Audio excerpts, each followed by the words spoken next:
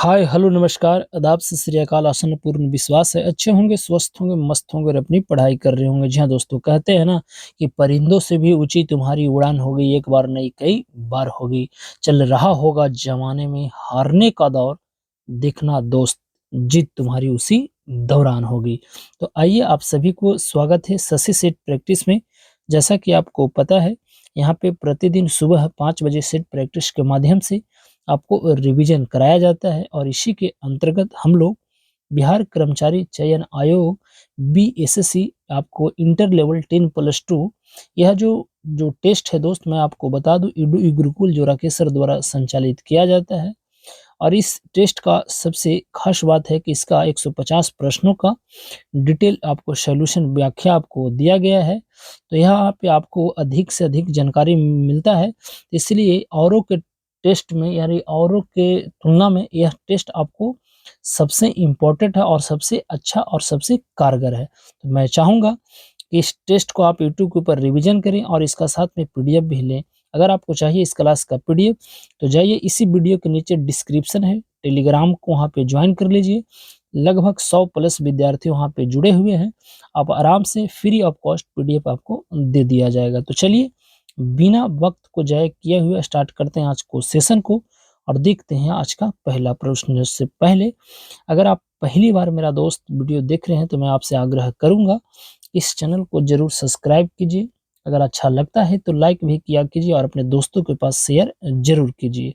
आपका एक सब्सक्राइब करने से न तो आप कुछ जाएगा और नहीं कुछ मुझे मिलता है, परंतु मेरा एक परिवार का सदस्य बढ़ जाता है। तो चलिए, इसी तकिया और कलाम के साथ कि न थके हैं पाव, न मैंने हिम्मत हारी है, देखे हैं कई दौर मुश्किलों का, इसलिए आज भी सफर जारी है। तो चलिए स्टार्ट किया जाए आज को सेशन को और देखा जाए आज का पहला प्रश्न। पहला जो यहाँ पे प्रश्न पूछा गया है मेरे मित्र, वह कहता है कि किसकी अनुशंसा पर भारतीय संविधान में मूल्य कर्तव्य को जोड़ा गया था।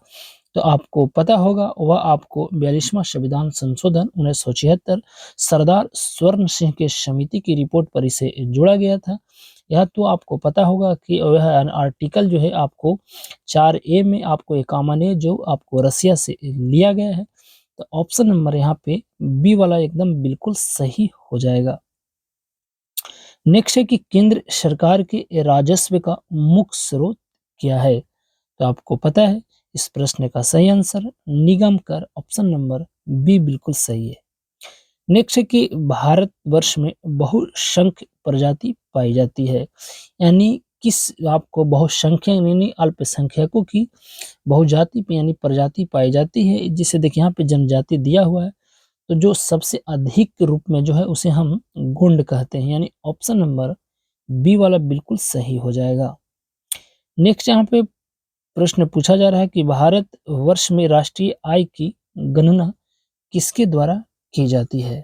तो आपको पता ही होगा, वह आपके एक संस्था है जिसका नाम है केंद्रीय सांख्यिकी संगठन। ऑप्शन नंबर बी बिल्कुल यहाँ पे सही हो जाएगा। हम आपको डिटेल इसीलिए नहीं कराएं क्योंकि इसका सॉल्यूशन दिया हुआ है। मैं चाहूँ तो एक प्रश्न से 10 प्रश्न आराम से बना सकता हूँ। अगला जो यहाँ पे प्रश्न पूछा गया है कि कोलकाता और आगरा के बीच टेलीग्राफ लाइन की शुरुआत कब हुई थी।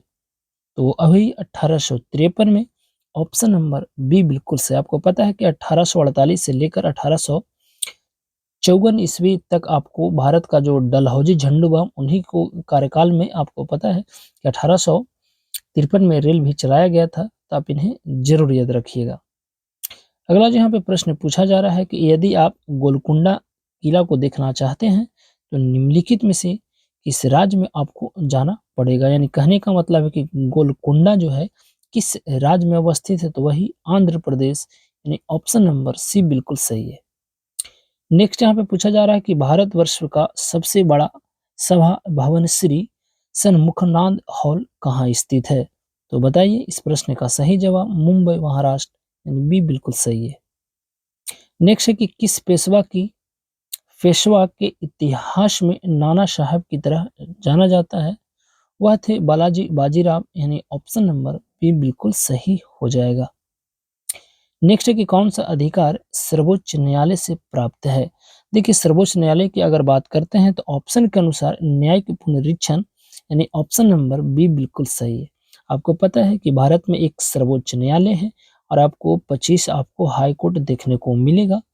आपको पता है कि सर्वोच्च न्यायालय के अभी सीजेआई जिसे हम चीफ जस्टिस ऑफ इंडिया कहते हैं 50वें क्रम के कौन है? डीवाई चंद्रचूड़ हैं। तो आप इन्हें जरूर याद रखिएगा। अगला जो यहाँ पे प्रश्न पूछा जा रहा है कि पृथ्वी की आयु का आकलन किससे किया जाता है? तो देखिए, यहाँ पे कंफ्यूज नहीं होना है। जो पृथ्वी का जो आयु होता है वह आपको आकलन किया जाता है, आपको देखा जाए तो यूरेनियम डेटिंग से, और जीवाश्म को किया जाता है कार्बन डेटिंग से। तो ऑप्शन नंबर ए वाला बिल्कुल करेक्ट हो जाएगा। नेक्स्ट है कि निम्नलिखित में से कौन सा कथन सही तरीके से भारतीय संविधान को चौथी आपको अनुसूची का वर्णन करता है? आपको पता है कि मूल संविधान में 8 आपको अनुसूची देखने को मिलेगा, परंतु वर्तमान में यह आपको अनुसूची आपको 12 देखने को मिलेगा। यानी 8 से यानी 12 यानी 4 गो है जो वह संविधान संशोधन के माध्यम से आपको जोड़ा गया है। उसी में कहता है कि चौथा जो हमारा अनुसूची है वह कहता है कि राज्यों के परिषदों में सीटों को बंटवारा इसके द्वारा होता है। यानी चौथे अनुसूची में इसी का वर्णन देखने को मिलेगा। तो ऑप्शन नंबर डी वाला बिल्कुल सही हो जाएगा। नेक्स्ट है कि गदर पार्टी का मुख्यालय कहाँ था? तो आपको पता है कि गदर पार्टी का जो मुख्यालय है वह आपको सैन फ्रांसिस्को यूएसए में आपको देखने को मिलेगा। तो सी वाला बिल्कुल सही हो जाएगा। नेक्स्ट है कि भारतीय नीति आयोग, आपको पता होगा कि नीति आयोग जो है आपको योजना आयोग के जगह आपको लाया गया था 1 जनवरी आपको 2015 में। आपको कभी-कभी इसका फुल फॉर्म पूछ लेता है कि नीति जो आपका आयोग है इसका फुल फॉर्म क्या होता है? तो नेशनल इंस्टीट्यूट ट्रांसफॉर्मिंग इंडिया होता है, और इसका जो अध्यक्ष होता है वह खुद प्रधानमंत्री होते हैं, और उपाध्यक्ष के सुमन बेरी हैं, और अभी सीईओ बीवीआर सुब्रमण्यम को बनाया गया था। और यह गैर संवैधानिक संस्था है, यानी इसके अनुसार अगर देखा जाए तो एक कानूनी आपको निकाय हो सकता है। यानी ऑप्शन नंबर ए वाला बिल्कुल सही है। 13 के बाद आएगा हमारा प्रश्न संख्या 14, और 14 नंबर जो प्रश्न यहाँ पे पूछा जा रहा है मेरे मित्रों वह कहता है कि निम्नलिखित में से कौन सी एक विशिष्ट संविधान निर्माताओं के द्वारा संयुक्त राज्य के संविधान से लिया गया है? यानी संयुक्त राज्य के संविधान यानी अमेरिका से लिया गया है। देखिए, यहाँ पे अगर हम बात करते हैं तो इस प्रश्न का सही जवाब क्या होना चाहिए? तो न्यायिक आपको पुनर्विचार, मूलभूत अधिकार जिसे हम फंडामेंटल आपको कहते हैं, सर्वोच्च न्यायालय के न्यायाधीश की आपको बर्खास्ती, यानी सारे विकल्प जो है एकदम करेक्ट है। यानी ये सब जो है अमेरिका के संविधान से लिया गया है। तो डी वाला बिल्कुल सही हो जाएगा। नेक्स्ट है कि खट्टे फल जिसे हम आपको सिट्रिक्स आपको फ्रूट्स के लिए कौन सा प्रदेश अधिक विख्यात है? तो देखिए, खट्टो फलों के लिए जो होता है ना वह भूमध्य सागरीय वन आपको काफी फेमस होता है। तो सी वाला बिल्कुल सही है। नेक्स्ट है कि किस स्थान पर विवेकानंद स्मारक आपको स्थित है? तो वही कन्याकुमारी, ऑप्शन नंबर डी बिल्कुल सही है। आपको पता है कि 12 जनवरी को क्या मनाया जाता है? तो स्वामी विवेकानंद का आपको जन्म दिवस है, जो हम युवा दिवस के रूप में मनाते हैं। तो ऑप्शन नंबर डी वाला बिल्कुल सही है। कन्याकुमारी ही एक ऐसा जगह है जहाँ पे तीनों सागर आकर मिलता है, बंगाल की खाड़ी, हिंद महासागर और अरब सागर। तो आप इन्हें जरूर याद रखिएगा। अगला जो यहाँ पे प्रश्न पूछा जा रहा है कि भारतीय प्रमुख बंदरगाहों में कौन प्राकृतिक बंदरगाह नहीं है? यानी प्राकृतिक नहीं होगा तो वह कैसा होगा? वह आपको कृत्रिम होगा। और इसमें अगर देखा जाए तो कृत्रिम अगर बंदरगाह यानी कृत्रिम माने आदमी से निर्मित, उसे बनाया गया है, तो यह प्रायद्वीपीय आपको प्राकृतिक बंदरगाह नहीं है। यानी यह आपको देखा जाए तो यह आपको उड़ीसा में देखने को मिलेगा। तो ऑप्शन नंबर यहाँ पे डी वाला बिल्कुल सही हो जाएगा। नेक्स्ट पूछा जा रहा है कि एन जनजाति कहाँ पाई जाती है? तो वही आपको जापान आपको देखने को मिलेगा। ऑप्शन नंबर बी बिल्कुल सही है। नेक्स्ट है कि सभी सामाजिक वानिकी में काफी लोकप्रिय निम्नलिखित में से किस वृक्ष को अब पर्यावरण के लिए खतरा माना जाने लगा है? तो वही आपको यूके लिप्टस यानी ऑप्शन नंबर डी बिल्कुल सही है। नेक्स्ट है कि भारत में प्रथम सस्वर आपको चलचित्र यानी आलम आरा का निर्माण कब हुआ था? इसका जो निर्माण किया गया था वो आपको 1931 में। आपको पता है कि 1931 का जो कराची अधिवेशन हुआ था, आपको पता ही होगा वह लाहौर में हुआ था और इसी में आपको पूर्ण स्वराज की मांग की गई थी। तो ऑप्शन नंबर बी बिल्कुल करेक्ट है। नेक्स्ट यहाँ पे पूछा जा रहा है मित्र, वो आपको सूची से संबंधित है, आपको बताना है कि सूची के माध्यम से इस प्रश्न का सही विकल्प क्या होना चाहिए। देखिए मैं इसे छोटा करता हूँ क्योंकि यहाँ पे करना पड़ेगा, आपको दिखाई नहीं देगा। तो मैं आपको इस प्रश्न को थोड़ा छोटा कर लिया है और बड़ा सिंपल सा प्रश्न है और इस प्रश्न को आपको बताना है। देखिए राज्य के नीति निदेशक तत्व आपको आयरलैंड से लिया गया है, यानी 1 के 3। तो 1 के 3 आपको बी और डी में दिखाई दे रहा है। चलिए मूलभूत अधिकार आपको पता है कि संयुक्त राज्य अमेरिका से लिया गया था 3 और 5। 3-5 अभी भी आपको बी और आपको डी में दिखाई दे रहा है, यहाँ से कन्फर्म नहीं होगा। अगला है कि संघ राज्यों के संबंध के बीच, यानी संघ राज्यों के संबंध के आपको बीच बताना है। तो इसका अगर देखा जाए तो संघ आपको राज्यों के संबंध के बीच ये कहाँ से लिया गया है, तो यह जो लिया गया है आपको देखा जाए तो ये ऑस्ट्रेलिया से लिया गया है। कहाँ से लिया गया है आपको, यह आपको ऑस्ट्रेलिया से लिया गया है, यानी कनाडा से लिया गया होगा, है ना। संघ है ना, संघ वाला जो है कनाडा से लिया गया है। तो दो आप क्लियर हो रहा है कि 3 5 2, यानी ऑप्शन नंबर जो यहाँ पे देखा जाए तो आपको 21 के यहाँ पर अगर देखा जाए तो कहाँ से लिया गया है, जरा इसको जरा देखिएगा।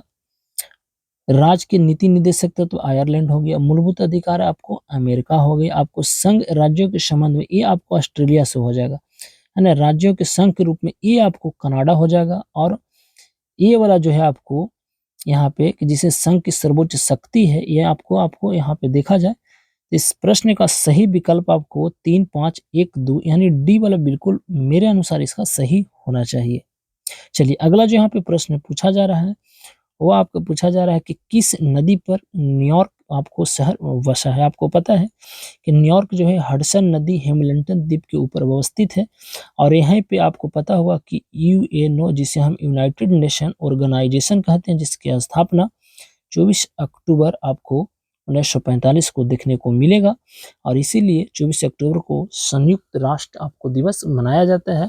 और इसके 6 अंग हैं और जिसमें 5 जो अंग है उसका मुख्यालय न्यूयॉर्क अमेरिका में पड़ता है। ऐसे न्यूयॉर्क को हम गगन चुंबी इमारतों का देश कहते हैं, एप्पल शहर भी कहा जाता है। तो आप इसे जरूर याद रखें। और जो छठा इसका एक अंग है अंतर्राष्ट्रीय न्यायालय, उसका जो मुख्यालय द हेग नीदरलैंड में पड़ता है। आप इन्हें जरूर याद रखिएगा। अगला जो यहाँ पे प्रश्न पूछा जा रहा है कि दक्कन पास किसके मध्य स्थित है। तो 23 नंबर जो प्रश्न है इसका अगर देखा जाए तो दक्कन पास अगर यहाँ पे सही विकल्प के अनुसार कि दक्षिणी और छोटा अंडमान के बीच में अवस्थित है, तो ये वाला बिल्कुल सही है। नेक्स्ट है कि 1940 में विनोबा भावे ने व्यक्तिगत सत्याग्रह कहाँ से शुरू किया था। तो जो आपको शुरू किया गया था वह महाराष्ट्र के पवनार से, यानी ऑप्शन नंबर बी वाला बिल्कुल सही हो जाएगा। नेक्स्ट है कि 1947-48 में सरकार द्वारा भाषाई आधार पर राज्यों के पुनर्गठन के मामले में परीक्षण हेतु नियुक्त प्रथम आयोग के प्रमुख कौन थे। देखिए इस प्रश्न के अगर देखा जाए तो सही विकल्प जो है आपको इसके तहत है, यानी ऑप्शन नंबर सी वाला बिल्कुल सही हो जाएगा। और भाषाई आधार पर पहला राज्य कौन है, आंध्र प्रदेश। आप इन्हें जरूर याद रखिएगा। शिवाजी के जीवन की प्रारंभिक कार्यस्थली कहाँ थी। तो प्रारंभिक अगर कार्यस्थली की बात यहाँ पे करता है तो आपको मालव प्रदेश, यानी ऑप्शन नंबर ए वाला बिल्कुल सही है। शीतोष्ण घास के मैदान की सबसे प्रमुख आपको फसल अगर देखा जाए तो अनाज होता है, अनाज में अगर देखा जाए तो गेहूं होता है, तो अनाज ऑप्शन में है, तो सी वाला बिल्कुल सही है। नेक्स्ट है कि दिल्ली के पुराने किले के अंदर किसने किला एक कुहना नामक मस्जिद का निर्माण करवाया था। तो वह करवाने वाला एक व्यक्ति था जिसका नाम था शेरशाह। शेरशाह सूरी आपको पता है कि सासाराम में इसका मकबरा है।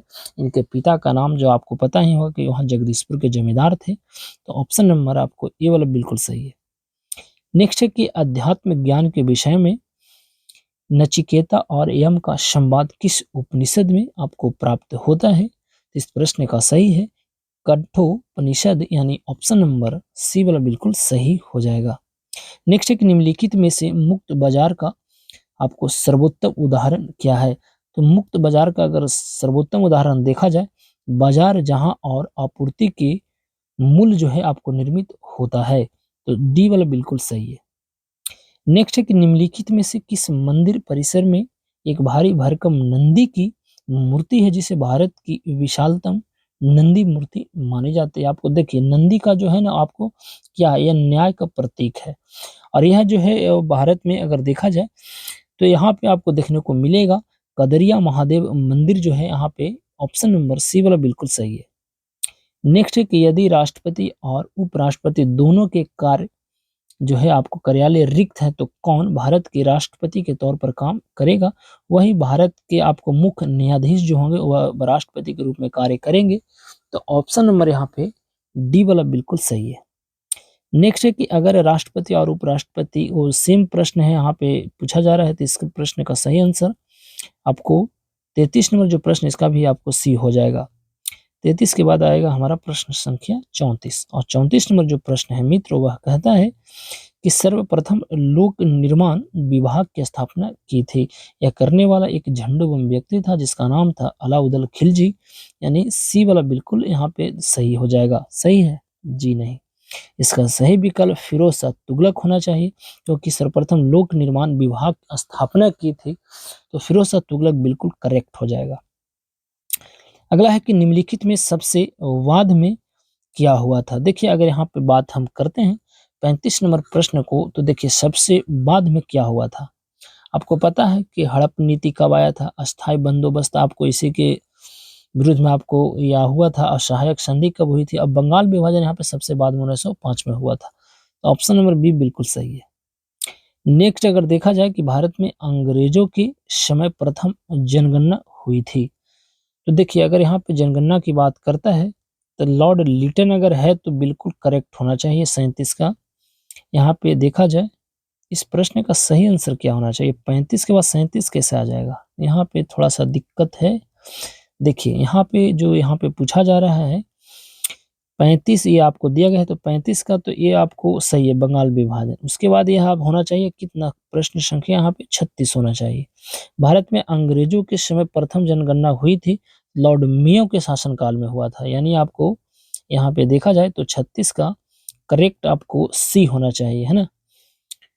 अगला जो यहाँ पे प्रश्न यहाँ पे 37 नंबर जो प्रश्न पूछा रहा है कि अभिनव भारत नामक अंग्रेज विरोधी संगठन की स्थापना की थी।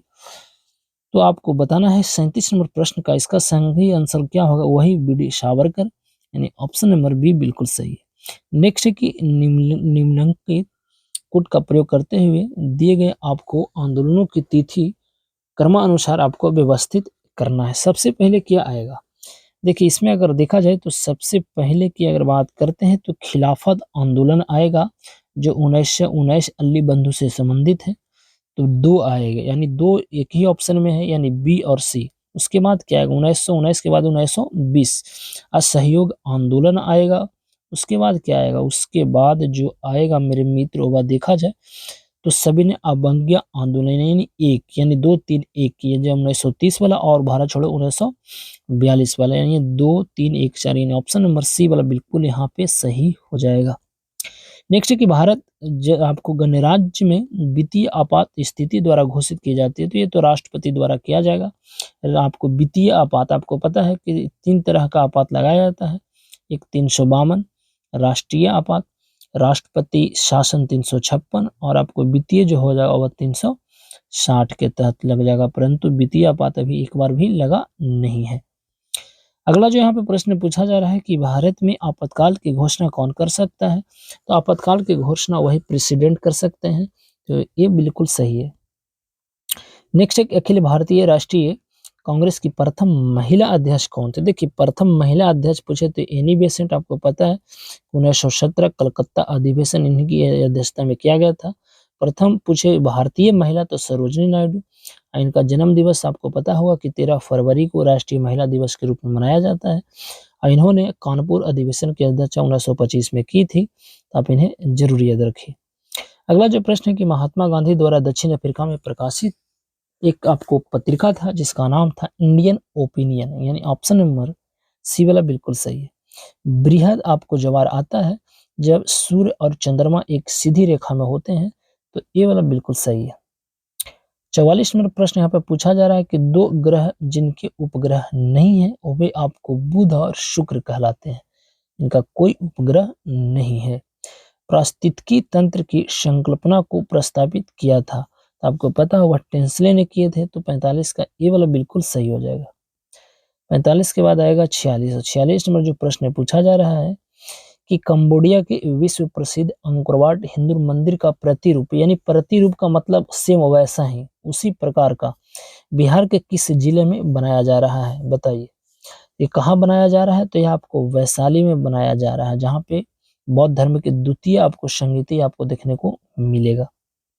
तो यहाँ पे बी बिल्कुल सही है।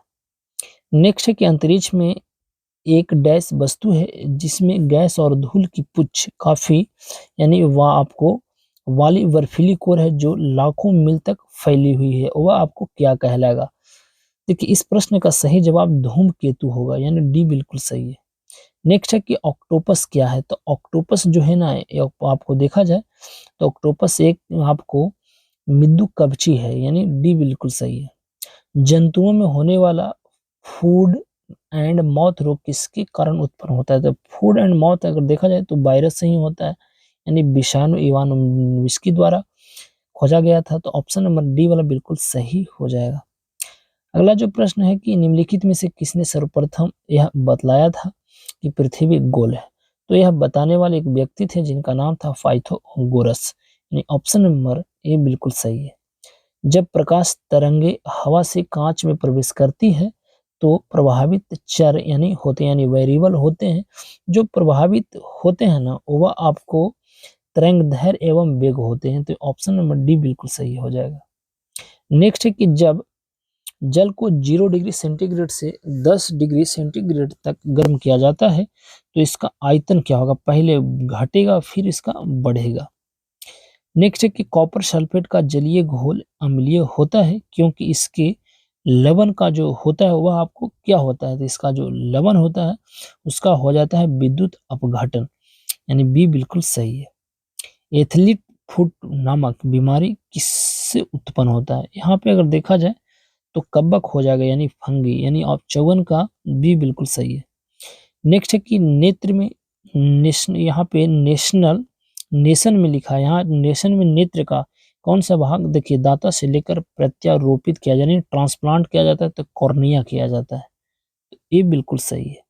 नेक्स्ट है कि प्रारंभिक पृथ्वी का वातावरण मुख्य रूप से बना था, तो वही ऑप्शन नंबर डी वाला बिल्कुल यहाँ पे सही हो जाएगा।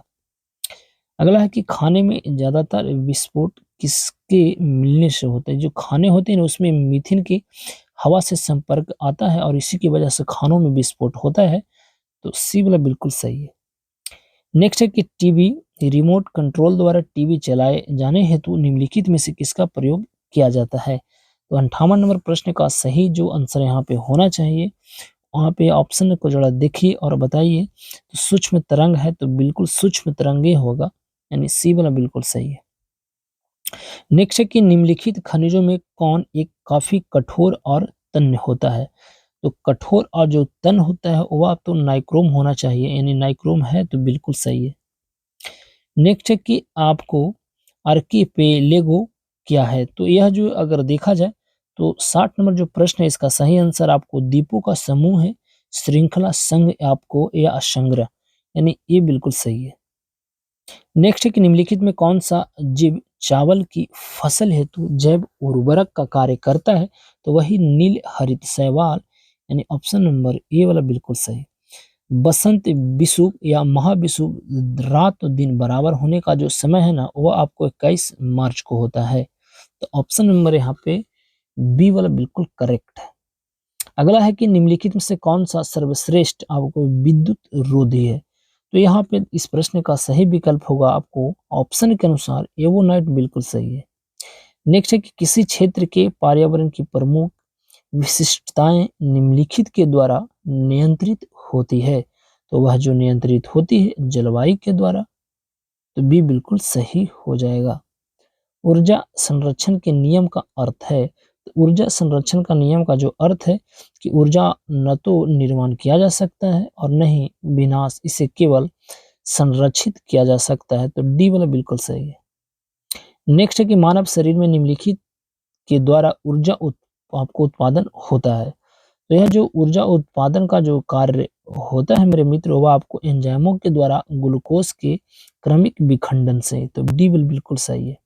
डायनामाइट में मुख्यतः होता है, तो डायनामाइट में जो मुख्यतः होता है ना, वह ट्राई नाइट्रोग्लिसरीन होता है, यानी बी बिल्कुल सही है। नेक्स्ट एक निम्नलिखित कथनों को ध्यान पूर्वक पढ़िए और बताइए कि इस प्रश्न का सही जवाब क्या होगा। देखिए 68 नंबर प्रश्न को आप आराम से इसे पढ़ लीजिएगा और इसको ऑप्शन नंबर यहाँ पे देखा जाए तो यहाँ पे अगर इसको देखिएगा ऑप्शन नंबर 3 को कि एयर कंडीशनर में ऊष्मा कमरे की वायु से इवा आपको पोरेटर आपको कॉइल्स में ली जाती है और कंडेंसर आपको कॉइल पर निकाल दी जाती है, तो यही ऑप्शन इसका सही है। यानी इस प्रश्न को अगर सत्य विकल्प की बात करते हैं तो केवल 3 वाला बिल्कुल सही है। नेक्स्ट है कि निम्नलिखित में कौन सा कथन असत्य है। देखिए असत्य यहाँ पर पूछा जा रहा है, ठीक है, तो आप ध्यान दें। कहता है कि दूध में कोई भी विटामिन बी नहीं होता, बिल्कुल यह करेक्ट है। विटामिन ए रेटिनॉल की कमी से त्वचा सूखी एवं चमकदार हो जाती है, ये भी करेक्ट है। विटामिन बी वन थायमिन की कमी से हृदय का आघात यानी हार्ट फेलियर हो सकता है, बिल्कुल सही। अस्कर्वी का एक लक्षण जोड़ों में दर्द, ये बिल्कुल कथन गलत है। आपको पता है कि अस्कर्वी जो एक बीमारी है, जो मसूड़ों से आपको ब्लड आता है और यह विटामिन सी के कारण होता है, तो ऑप्शन नंबर सी बिल्कुल गलत था और यही इसका सही जवाब हो जाएगा। नेक्स्ट यहाँ पे पूछा जा रहा है कि आपको ऑस्टोपोरोसिस शरीर के निम्न अंगों को प्रभावित करता है, तो वही बोन हड्डी का करता है, तो बी बिल्कुल सही है। नेक्स्ट है कि भारतीय नौसेना द्वारा 19 सितंबर 2022 को किस नौसेना जहाज को सेवा मुक्त किया गया जिसने 32 साल तक अपनी सेवाएं दी थी, तो वही आईएनएस अजय और अजय था और अजय रहेगा, तो ऑप्शन नंबर ए वाला बिल्कुल सही है। नेक्स्ट यहाँ पे पूछा जा रहा है कि प्रोजेक्ट चीता के तहत किस राष्ट्रीय उद्यान में चीतों को लाया जा रहा है, तो वही कुनो राष्ट्रीय उद्यान मध्य प्रदेश वाला, यानी ऑप्शन नंबर यहाँ पे बी बिल्कुल सही है। अगला है कि नीरज चोपड़ा किस चैंपियनशिप में जेवलिन थ्रो में स्वर्ण पदक जीतने वाले पहले भारतीय बने, तो देखिए यहाँ पे इस प्रश्न का सही जवाब जो होगा ना, डायमंड लीग चैंपियन बिल्कुल सही हो जाएगा। नेक्स्ट है कि भारत का पहला लिथियम सेल विनिर्माण संयंत्र भारत के किस राज्य में शुरू किया जा रहा है, तो यह किया जा रहा है आंध्र प्रदेश में, यानी ऑप्शन नंबर डॉग बिल्कुल सही है। और आज का अंतिम प्रश्न मेरे मित्र वह कहता है कि फिल्म फेयर अवार्ड 2022 में किसे व्यक्त एक्टर का अवार्ड मिला था, तो वही आपको रणवीर सिंह यानी आलिया भट्टवाला, यानी आपको ऑप्शन नंबर यहाँ पे देखा जाए तो बी बिल्कुल सही है। अब 75 के बाद यहाँ से आता है 76 और 76 से लेकर आपको 150 यानी 150 प्रश्नों तक मैथ रीजनिंग देखने को मिलेगा और उसके बाद यहाँ से आपको देखिए सॉल्यूशन भी दिया गया, पूरा डिटेल के साथ दिया गया है। तो मैं चाहूँगा कि आप इस क्लास का पीडीएफ जरूर लें और इसे एक बार पढ़ें, बनाएं, इससे आपको बेहतर तैयारी होने में मदद मिलेगा। तो चलिए, समय इससे ज़्यादा इजाज़त नहीं दे रहा है, तो अब हमें लेना होगा आपसे विदा, तो लेते हैं यहाँ पे आपसे विदा। फिर मिलेंगे एक नई वीडियो में एक नए उत्साह जुनून पागलपन के साथ। जब तक के लिए आप सही से रहें, स्वस्थ रहें, मस्त रहें और अपनी पढ़ाई करते रहें। तो अब हमें दीजिए इजाज़त, नमस्कार।